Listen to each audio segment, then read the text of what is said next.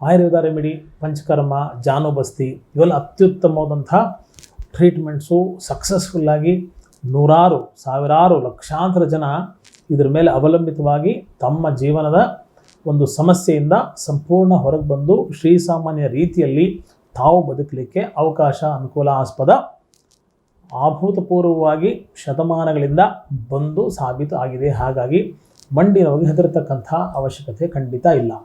ಸರಳ ಮನೆಮದ್ದೊಂದು ಹೇಳಿ ಸರ್, ಈ ಪ್ರಾಬ್ಲಮ್ಗೆ ಈಚೆ ಬರಬೇಕು ಅಲ್ವಾ? 2, ಒಂದು ಅಭ್ಯಂಗ, ಇನ್ನೊಂದು ಅದಕ್ಕೆ ಸ್ವಲ್ಪ ಫರ್ಮೆಂಟೇಷನ್ನ ಕೊಟ್ಟು ಸಿಂಪ್ಟಮ್ಯಾಟಿಕ್ ರಿಲೀಫ್ನ ನಾವು ಹೊಂದೋದು ಹೇಗೆ.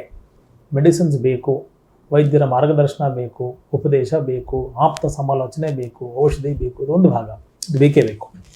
ಅದರ ಜೊತೆಗೆ ಪ್ರಾರಂಭಿಕ ಹಂತದಲ್ಲೇ ನಮಗೆ ಮಂಡಿ ನೋವು ಬರ್ತಾ ಇದೆ, ಏನಾದರೂ ಒಂದು ಉಪಶಮನ ಆಗಬೇಕು, 85 ವರ್ಷ ಆಗಿಬಿಟ್ಟಿದೆ, ಸಿಕ್ಕಾಪಟ್ಟೆ ತೊಂದರೆ, ಒಬ್ಬರ ಮೇಲೆ ಅವಲಂಬಿತವಾಗಬೇಕು, ಎಲ್ಲಿ ಹೆಜ್ಜೆ ಇಟ್ಟರೆ ಬಿದೋಗ್ಬಿಡ್ತೀನಿ ಅಂತಕ್ಕಂಥ ಭಯ ಬರುತ್ತೆ. ಈ ಸರಳ ಸೂತ್ರಗಳಿಗೆ ತಾವು ಪ್ರಯೋಗ ಆಗಿ ಪ್ರಯೋಜನಶಾಲಿಗಳಾಗಬಹುದು. ಏನು? ಒಂದು ಭಾಗ ಎಳ್ಳೆಣ್ಣೆ, ಒಂದು ಭಾಗ ಹರಳೆ ಎಣ್ಣೆ, ಜಿಂಜಲಿ ಆಯಿಲ್, ಕ್ಯಾಸ್ಟರ್ ಆಯಿಲ್, ಎರಡನ್ನೂ ತೊಗೊಂಡು ಚೆನ್ನಾಗಿ ಇಂಡೈರೆಕ್ಟಾಗಿ ಬಿಸಿ ಮಾಡಬೇಕು. ಅದು ಎರಡನ್ನೂ ಒಂದು ಕಪ್ಪಲ್ಲಿ ಹಾಕಿ ಆ ಕಪ್ಪನ್ನು ಕುದಿಯುವಂಥ ನೀರಲ್ಲಿಟ್ಟಾಗ ಇಂಡೈರೆಕ್ಟಾಗಿ ಚೆನ್ನಾಗಿ ಎಣ್ಣೆ ಬಿಸಿ ಆಗುತ್ತೆ. ಅದಕ್ಕೆ 4ರಿಂದ 6 ಕಾಳಷ್ಟು ಬೆಳ್ಳುಳ್ಳಿ ಎಸಳು, 4ರಿಂದ 6 ಬೆಳ್ಳುಳ್ಳಿ ಎಸಳನ್ನ ಜಜ್ಜಿ ಹಾಕಿ, ಸುಮಾರು ಅರ್ಧ ಚಮಚದಷ್ಟು ಅರಿಶಿನವನ್ನು ಹಾಕಿ, ಸ್ವಲ್ಪ ಶುಂಠಿ ಚೆನ್ನಾಗಿ ಜಜ್ಜಿ ಹಾಕಿ ಅದನ್ನು ಚೆನ್ನಾಗಿ ಕುದಿಸಿ, ಇಂಡೈರೆಕ್ಟ್ ಬಾಯ್ಲಿಂಗ್ ಅಂತ ಹೇಳಿದ್ನಲ್ಲ, ಅದನ್ನು ಮಾಡಿಕೊಂಡು ಸ್ಟವನ್ನು ಆರಿಸಿ ಬಟ್ಟೆಯಲ್ಲಿ ಅದನ್ನು ಫಿಲ್ಟ್ರ್ ಮಾಡಿಕೊಂಡ್ರೆ ಥಿಕ್ ವಿಸ್ಕಸ್ ಆಯಿಲ್ ಬರುತ್ತೆ.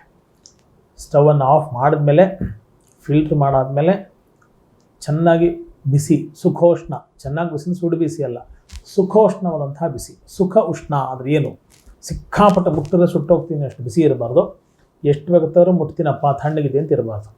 ಚರ್ಮಕ್ಕೆ ತಡೆಯುವಂಥ ರೀತಿಯಲ್ಲಿ ಬೆಚ್ಚಗೆ ಹಿತವಾಗಿ ಅಪ್ಲೈ ಮಾಡುವಂಥ ಅವಸ್ಥೆಗೆ ಸುಖೋಷ್ಣವಾದಂಥ ಅನುಭೂತ ತೈಲ ಅಂತ ಇದನ್ನು ಹೇಳ್ತೀವಿ.